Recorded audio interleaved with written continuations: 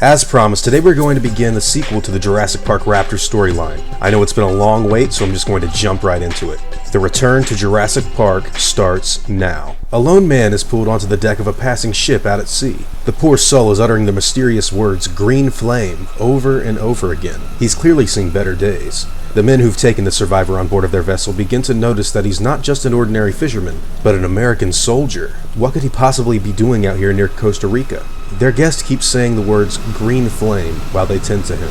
It's unfortunate that sharks seem to have eaten through most of his legs. And the shipmates debate on where exactly this guy came from. Apart from Costa Rica itself, the only thing all the way out here is some little island called Isla Nublar. We now meet up with John Hammond and his aide Edgar in Palo Alto, California. Edgar fills John in on the news of the fisherman dragging the badly injured militant from the Costa Rican waters, which prompts the billionaire to check in on the help he hired after the events of Jurassic Park. Hammond calls General West and begins the conversation by explaining a lucrative business deal he's just come across, and tells the man he's put in charge that he will be stopping by Jurassic Park soon to check on the dinosaur's containment process. The general at first welcomes this visit, but then insists that Hammond not come to the island as of yet. He states that they're still putting the finishing touches on the dino pins and that the skies are filled with too many aircraft for a proper welcome for the owner of Nublar, and lets John know that he will call him when they're finished here. Engine CEO lets West know that's quite alright and to continue doing his work before hanging up the phone and letting Edgar know that he's quite aware that General West is undoubtedly lying. He actually goes one step further and believes that their man down there has more than likely been bought due to such a bogus report, and tells Edgar to get somebody onto his island immediately. The following day, a plane is sent to fly over Isla Nublar by Hammond himself, and the pilot of this aircraft hails the military down on the ground for a requested landing. The pilot tells the military occupiers of the island that he is losing altitude fast and needs clearance to land ASAP, but is rather surprised to get the response of deadly force promised if the plane begins to land. Needless to say, this angers John Hammond.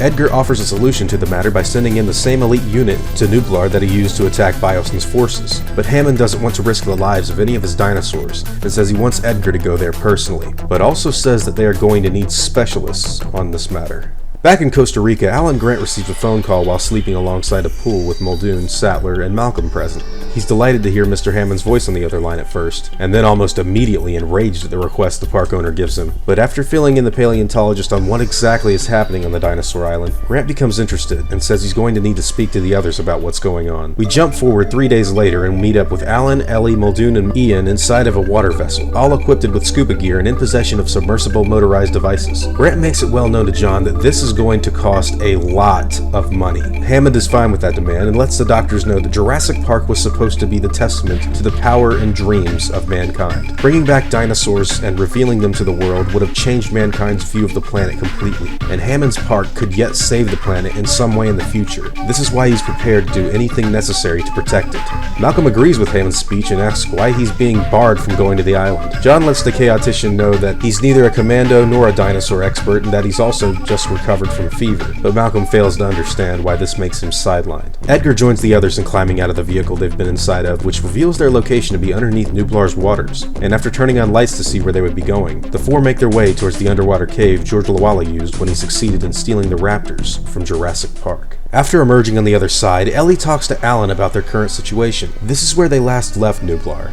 and it's the very place they've come back to. Grant admits that the two have been through quite a lot lately. Muldoon agrees after hearing their discussion and openly lets his wariness of Edgar be known. Hammond's aide responds with Robert being the best man alive in dealing with dinosaurs, but Edgar fancies himself the best at dealing with other men, and reassures Muldoon that he'll stay out of the hunter's way, and that he's only here to safeguard his employer's interests. Now, our protagonists begin their trek on Isla Nublar. The ground gives the impression that no one has been along this path in weeks, and Sattler suggests that the cave is probably being kept unguarded, due to the army being under the impression that they were kidnapped along the beach. She ponders on the exact location they're currently at, and recalls back to the kiss they shared before Lawala took them off the island. Edgar doesn't have time for these trivial matters, however, and takes out a topographical map of Nublar. He wants to get to high ground and look for whatever this green flame is. They decide the best route to take is through open ground and away from the dinosaur pins and army, but are shocked to be among the presence of a loose stegosaurus on the island. Grant grabs a rock and hurls it at the creature's head immediately after seeing the dinosaur, which causes the large titan to begin its lumber back into the underbrush and away from its visitors. Edgar calls Alan insane after this happens, but Grant lets the man know that stegosaurs are like overgrown turtles and that they're not dangerous to humans at all. Hammond's aide accepts this remark but insists on continuing their journey for high ground. They then begin to push forward and make their trek for this destination. But the group can't help to wonder why this dinosaur was out of its pen in the first place, before they all hear the familiar noise of helicopter blades in the wind. Instinctively taking cover, Grant and the others observe huge sophisticated choppers passing over their heads, and recall how often they'd had to dodge such machines in recent times. After waiting for all of the copters to clear, they begin to follow them, and the group soon turns into a canyon, where they're greeted by the Tyrannosaurus itself. Edgar goes for his pistol and tells the others to get their tranq guns out, but Muldoon intercepts this gesture and Grant tells the group to stay completely still. The Rex searches for the tiny new visitors it's just seen while eating its kill, but decides to go back to eating after being unable to locate them. Grant tells the others to back out quietly and quickly while they have the chance, and upon exiting the canyon, the group races out of the area as fast as they can, and their footsteps draws the attention of the Rex once again. Quickly, the humans dart for a tall tree near to their position and remain motionless against the trunk of this hiding place. The Rex takes a closer look this time,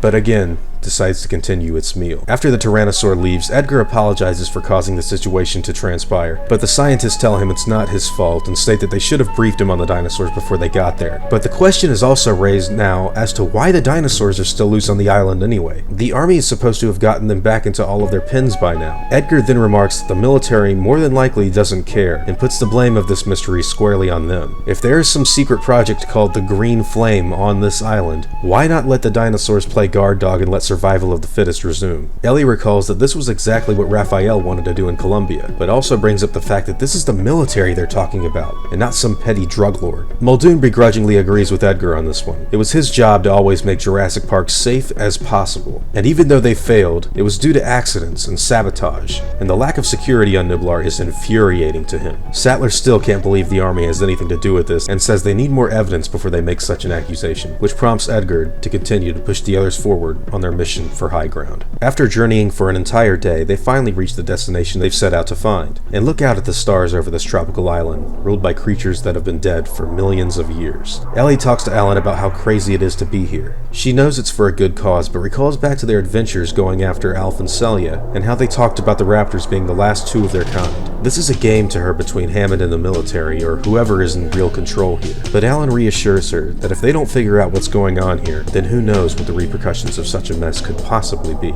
Suddenly, beams of green shoot out of the sky and down to the earth. They move intensely and stun every member of this group with the alien nature that such a strange sight emits. And then, just as swiftly as the lights appeared, they vanish without a trace. The debate is indeed over. Something is going on Isla Nublar, and it's serious. Muldoon makes his way over to the doctors with something he's just discovered in the palm of his hand, before telling them that he thinks he's found something that gives them a good clue as to what they're dealing with, and opens his fist, revealing a piece of cloth with the word Biosyn inscribed inside. Edgar laments that it's not just the army and dinosaurs they have to contend with, but also their corporate rivals as well. The race for the secret of this island has begun, and they're a full day behind.